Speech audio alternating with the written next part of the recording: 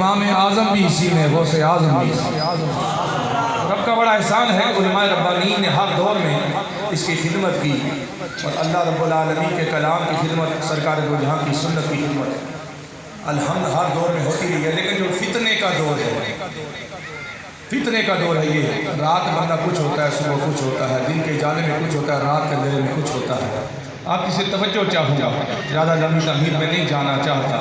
خالق کائنات کا کرم یہ ہے کہ خالق کائنات نے اپنا سونا مختار نبی، عظمتوں والا نبی، جس کی امت میں آنے کے لیے انبیاء دعائیں کرتے رہے، دین مانگے ہمیں نبی کی امت میں پیدا کر کے ہم پہ احسان عظیم کرے۔ ہم نے نہ نفل پڑھے، نہ منتیں مانی، نہ ہم نے صدقہ خیرات کیا کہ خالق کائنات تیرا محبوب نبی آنے والا ہے، اس نبی کی امت میں سے ہمیں پیدا کرے۔ آدم علیہ السلام سے لے کر عیسیٰ علیہ السلام تک بے شمار انبیاء آئے، ہر ایک نبی کی عظمتوں کا سن کر، نبی کی شانوں کا سن کر، نبی کی مہربانیوں کا سن کر، نبی کی کتاب کا سن کر، نبی کی امت کی برگزیدہ ہستیوں کا سن کر، اور روز آخرت نبی کی امت کا بلا حساب و کتاب جنت میں داخلے کا سن کر، عام مومن تو دور کی بات، اولیاء اللہ تو دور کی بات، شہداء صدیقین تو دور کی بات، موسیٰ علیہ السلام نے بھی جب جبریل امین سے پوچھا تھا، اے جبریل امین، یہ مجھے ایک جماعت دکھائی دے رہی ہے جس کے بارے میں تو بتا رہا ہے حساب نہیں ہو رہا، کتاب نہیں ہو رہا، لیکن جنت میں داخل ہو رہی ہے بغیر حساب کتاب کے، رب کا محبوب نبی میں بھی ہوں۔ رب نے تو کرم یہ کر رکھا ہے کہ کسی نبی سے گفتگو نہیں کی، کسی نبی سے کلام نہیں کیا، میں رب کا کلیم ہوں۔ رب نے 70,000 پردوں میں ہی صحیح، لیکن کوہ طور کی بلندی پہ جا کے مجھے اپنا خوبصورت کلام، اپنا 70,000 نورانی پردوں سے ہی کلام عطا کر کے کلیم اللہ کو سر تو عطا فرمایا۔ تو مجھے لگتا ہے، میرا یقین کامل ہے کہ بلا حساب کتاب جنت میں قوم جا رہی ہے، امت جا رہی ہے، کہیں میری امت تو نہیں۔ تو جبریل میں انکار کر دیا، موسیٰ نہیں، کہ جو بلا حساب کتاب امت جا رہی ہے، یہ آپ کی نہیں ہے۔ جبریل امین نے پوچھا، آدم کی نہیں، نوح کی نہیں، کسی اور نبی کی نہیں، میری بھی نہیں، تو پھر کس کی ہے؟ تو جبریل امین نے عرض کی، یا موسیٰ کلیم اللہ، یہ رب کے محبوب نبی آمنہ کے لال کی امت ہے جو بلا حساب کتاب۔ کیا کہہ رہے ہو؟ حساب نہیں، حساب نہیں، کتاب نہیں، پل صراط پہ کوئی رکاوٹ نہیں، جنت میں داخلے میں کوئی رکاوٹ نہیں۔ یا کلیم اللہ، پھر کیا ہوگا؟ کلیم اللہ نے پوچھا، تو نے بتا دیا، اتنی عظمت و شان والا نبی ہے نا کہ سر سجدے میں رکھے گا تو خالق کائنات کی ایسی حمد کرے گا، ایسی بڑائی بیان کرے گا کہ رب بھی اس کو عطا فرما دے گا، یہ مجدہ سنا دے گا کہ محبوب سر تو اٹھانا، تیرے سر اٹھانے کی دیر ہے، تیرے مدعا کے چہرے کے مکھڑے کو دیکھنے کی دیر ہے۔ تو کہتا جائے گا تیری امت کو نکالتا جاؤں گا، جنت سے نکال کے جنت میں جاتا جاؤں گا۔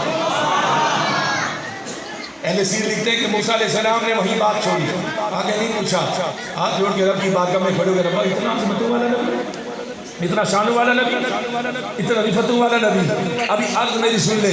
رب العالمین نے آگے سے چاہتا ہے، موسیٰ کیا چاہیے؟ موسیٰ علیہ السلام نے ارشاد فرمایا، رب العالمین تو نے نبوت دی، الحمدللہ، تو نے کتاب دی، تیرا شکریہ، تو نے مجھے اپنا پیغام بنایا، بہت عظمت ہے، تو نے مجھ سے کلام کیا، بڑی عزت ہے، لیکن ربا کرم کر دے اس آمنہ کے لال کا امتی مجھے بھی بنا۔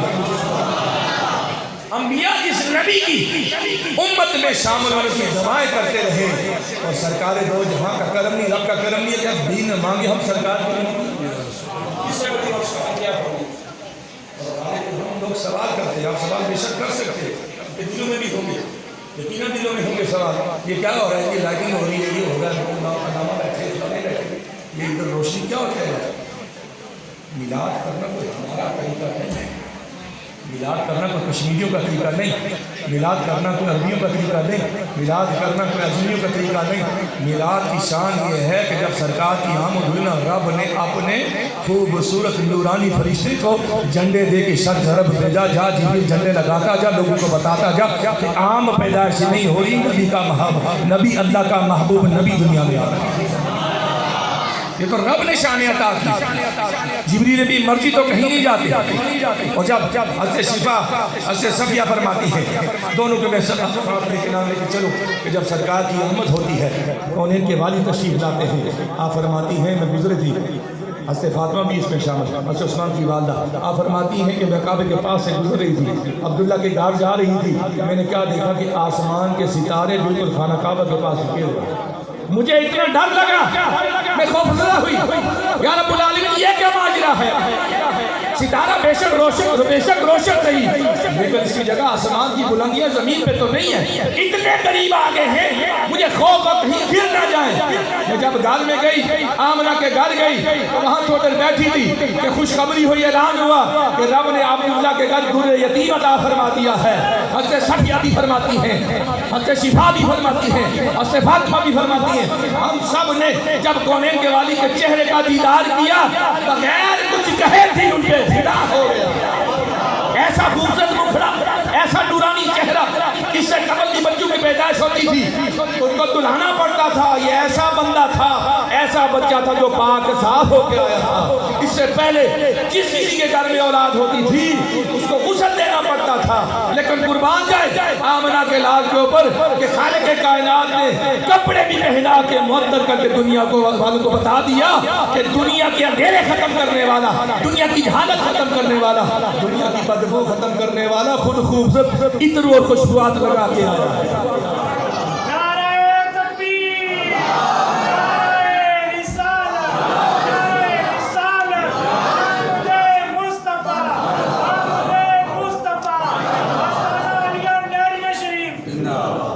سرکار دو جہاں کی ناف کٹی ہوئی، ناف کٹی ہوئی، تنگی گری ہوئی، سرما لگا ہوا۔ مجھے بتاؤ اور اہتمام کس کو کہتے ہیں؟ اس کو بلاد نہیں کہیں تو اور کیا کہیں؟ کہ رب نے خود تیار کر کے بتا دیا کہ کونین کا دولہا ہے، دولہا سجدہ سے آئے گا، اور جو دیکھتا جائے گا اپنا ظاہر باطن نچھاور کرتا جائے گا، اور اس کے اوپر کرم یہ ہوتا جائے گا کہ جو نبی کی دل کو محبت کو اپنے دل میں بساتا جائے گا، محبت کو، رب کائنات اسے اور دنیا کی دولتوں کے سوا جنت کے بلند مقامات کا مالک کرتا ہے۔ پھر حضرت آمنہ کا فرمانا پسند تو جو ہے نہ کسی کو جتنا، حضرت آمنہ فرماتی ہے جب میرے لال کی پیدائش ہو گئی تو خالق کائنات نے یہ کرم کیا، میں نے جب دیکھا نبی کی آمد پہ اتنا نور نکلا کہ مکے کی کیا بات کرتے ہو، مکے کے بارے میں کیا سوال کرتے ہو، شام کے محلات بھی میں نے روشن ہوئے، یہ اتنا نور نکلا سرکار کی آمد پہ۔ مجھے اتنا بتا دو، پیدائش سرکار کے گھر میں ہوئی، حضرت عبداللہ کے گھر میں ہوئی، بی بی آمنہ گھر میں ہے، دروازے بند ہیں، کھڑکیاں بند ہیں، چار دیواری ہے، نیچے فرش ہے، اوپر چھت ہے۔ اگر سرکار آئے تو ایسے رنگ میں آئے کہ ماں کی نگاہیں اتنی روشن ہو گئی کہ شام کے محلات نظر آنے لگے، تو خود نبی کے علم اور نور کا عالم کیا ہوگا جس کے وسیلے سے ماں شام کے محلات دیکھتی ہے، اس نبی کا زمین کو دیکھنا کیا نور کی کیا بات ہے، نور کے کوئی علم کی کیا باتیں کریں کہ نبی کہاں پہ دیکھتے ہیں کہاں پہ نہیں دیکھ رہے۔ پھر ایک بندہ گزرا خانہ کعبہ کے پاس، دیکھتا ہے کہ خانہ کعبہ جھکا جا رہا ہے، ایک طرف جھکا جا رہا ہے۔ اگر میں آپ کو کہوں کہ یہ جس ممبر میں بیٹھا ہوں یہ لکڑی کا ممبر ایک طرف جھکا جا رہا ہے، مانیں گے؟ نہیں مانیں گے۔ میں آپ سے کہوں کہ آپ کی مسجد مجھے نظر آ رہا ہے، آپ کو نظر یہ ادھر جھک رہی ہے، آپ مانیں گے؟ نہیں مانیں گے۔ کیوں؟ اس لیے نہیں مانیں گے کہ زلزلہ نہیں ہے، زلزلہ ہو تو بہت سمجھ آتی ہے، زلزلہ نہیں ہے، زمین ساکن ہے، فضا ساکن ہے، اور ایک منبر یا ایک عمارت دائیں بائیں سرکنے کی وجہ ایک ہی طرف جھکی جا رہی ہے۔ کوئی تو بات ہوگی کہ اس نے دیکھا غور سے تو نہ دائیں بائیں ایک طرف کسی طرف نہیں جھک رہی، ایک خاص گھر کی طرف جھک رہی ہے جسے عبداللہ کا گھر ہے۔ اس نے پوچھا کیوں ادھر جھکا جا رہا ہے کعبہ؟ سبب کیا ہے؟ تو پتھر کی عمارت ہے، تیرے اوپر تو غلاف چڑھا ہوا ہے، شکی کی جگہ ساکن ہے، دنیا تیرے چکر لگاتی ہے، تو کسی کا چکر نہیں لگاتا، دنیا تیرا طواف کرتی ہے، تو کسی کا طواف نہیں کرتا، دنیا تیری طرف رک کر کے سجدہ کرتی ہے، تو کسی طرف جھک کے سجدہ نہیں کرتا۔ تو ہاتھ کے غیبی سے آواز ہے، خدا نے کعبے کو بھی آواز دے دی، غیب سے آواز آئی، ندائی۔ اے سوال کرنے والے، پہلے بات اور تھی، سجدہ بات اور تھی، حرکت بات اور تھی، اب سبب یہ ہے کہ کعبے کا کعبہ آیا ہے، کعبے کو سجدہ کرنے دو۔ آمنہ کے گھر عبداللہ کے ہاں کعبے کا کعبہ آ گیا ہے۔ اب کوئی یہ نہ سوچے جناب اہل سنت کو رکاب چھوڑیے، گپے چھوڑ رہے نا جواب دے کے جاؤ گا. خالق کائنات کے محبوب نبی کو کعبے بھی کہہ دیتے ہیں. کعبہ تو یہ حضرت بلال رضی اللہ تعالیٰ نام سے واقف ہے. حضرت بلال کی حضرت بلال حبشی رضی اللہ تعالیٰ خانہ کعبہ فتح ہوتا ہے. خالق کائنات کا محبوب نبی کعبے کے اندر 360 بتوں کو توڑ دیتا ہے. یہ ساری باتیں سنی ہیں آپ نے؟ یہ گل ہے تو پریشانی توجہ رکھیں. 360 بت بھی توڑ دیے. خانہ کعبہ پاک ہو گیا.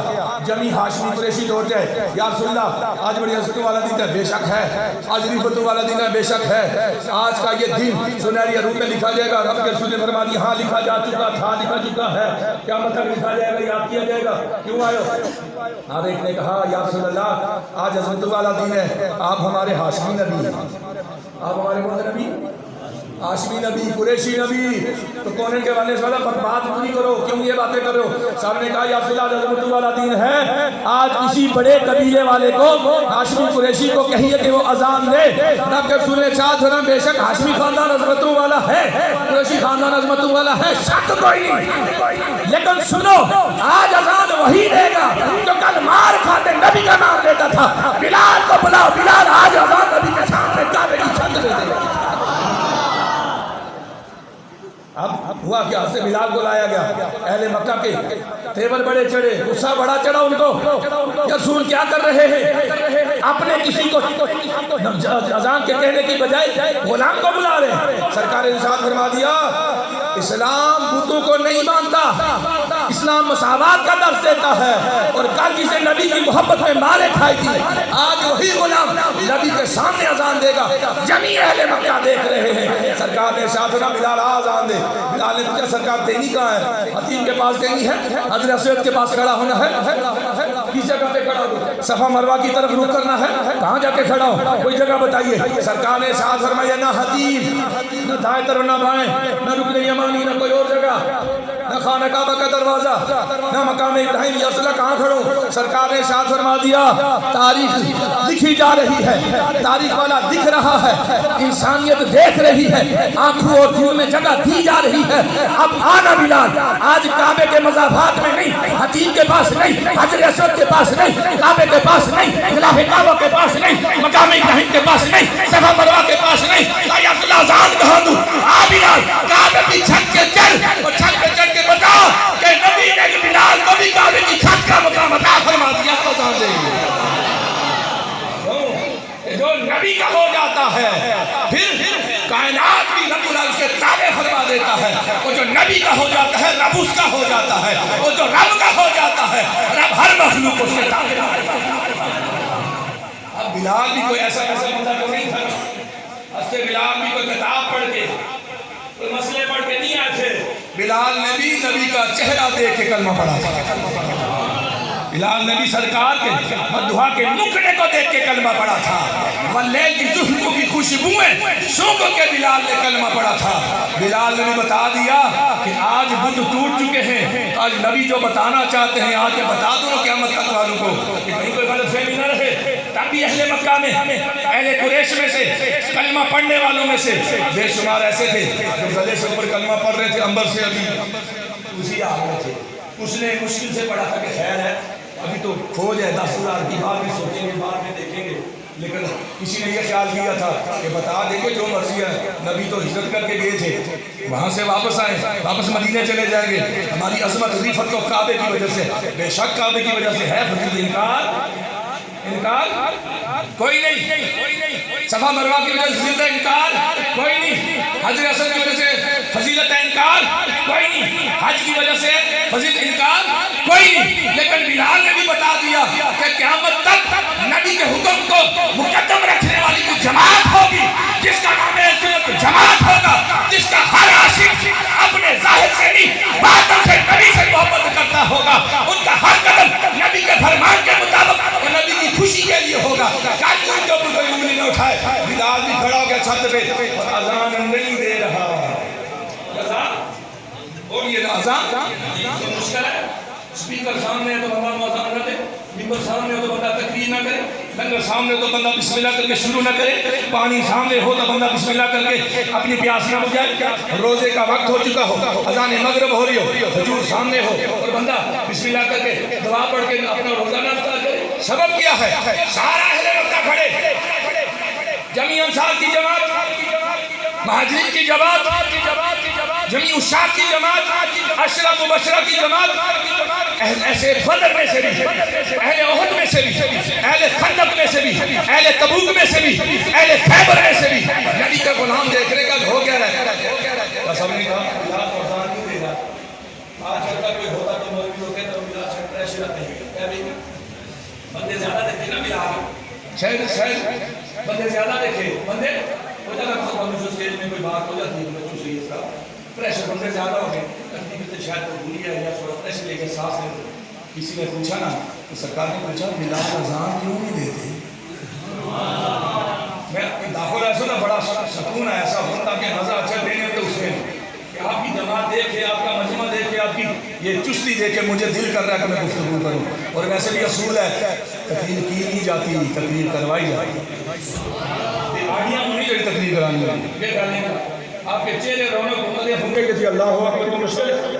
پہلی بات تھوڑی تھی کہ پہلی بار ہاتھ دے رہے پہلے کیا پڑھو، بعد میں کیا پڑھو، پہلے تکبیر پڑھو یا پہلے آپ کی شاپی شاپ کرو، آپ کی رسالت کی رب کی بڑائی پہلے بیان کرو یا پہلے نماز کا کمال بیان کرو یا لوگوں کو خدا کی طرف ڈالو. یہ تو مسئلہ نہیں تھا. اب بلال نے بڑا قیمتی جملہ ارشاد فرمایا اگر پسند کریں تو میں سناؤں، دل میں جگہ دے تو سناؤں، اس کو پکی اپنی نسلوں کو بھی سنائیں تو پھر سناؤں، اپنی گھر کی خواتین کو بھی عشق نبی کا یہ جذبہ بتائیں تو میں سناؤں. بلال کھڑے چھت پہ، اہل مکہ کعبے کے مضافات میں، انبیاء کا سردار بھی نیچے. بلال نے پوچھا، بلال سے پوچھا کہ بلال اذان کیوں نہیں دیتا؟ بلال نے کیسے عرض کی یا رسول اللہ جب مدینے میں اذان دیتا تھا تو رخ کعبے کی طرف کرتا تھا. کس طرف؟ رخ کہاں؟ کعبے کی طرف، اللہ کے گھر کی طرف. کالے لباس میں ملبوس یہ جو اللہ نے گھر بنایا ہے،